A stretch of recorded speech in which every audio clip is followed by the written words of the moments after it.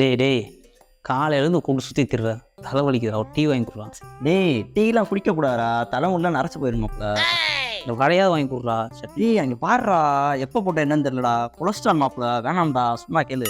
டேய் சீக்கிரம் ஒரு பிஸ்கட்டாக வாங்கி கொடுறா. டேய் யாரா நீ, பார்த்த அப்புறம் வேணுங்க, எனக்கு வேலை இருக்கு, நீ நடந்து போய்கிட்டு இரு, நான் போய் வேலையை பார்க்குறேன். இல்லை அந்த சாக்லேட் எவ்வளோண்ணே? 350 ரூபாயா? 3500 எதுவும் இல்லையாண்ணே? நான் இப்போ இருந்தால் எப்படினே வியாபாரம் இருக்கும். சரி கருமத்தையே கொடு. இதான் ரொம்ப விருப்பம் கூட சாப்பிட்டு. என்ன மாப்பிள்ள இது? இன்னொன்று மாப்பிள்ள அதுக்கு சாக்லேட்டு. நாளுக்கு சாக்லேட்டு 30 ரூபாய்க்கு டீ கடை கேட்டேன். அதுக்கு என்னென்ன பேச்சு பேசுனேன். 3500 சாக்லேட் சண்டை போட்டுக்கு இருக்கு.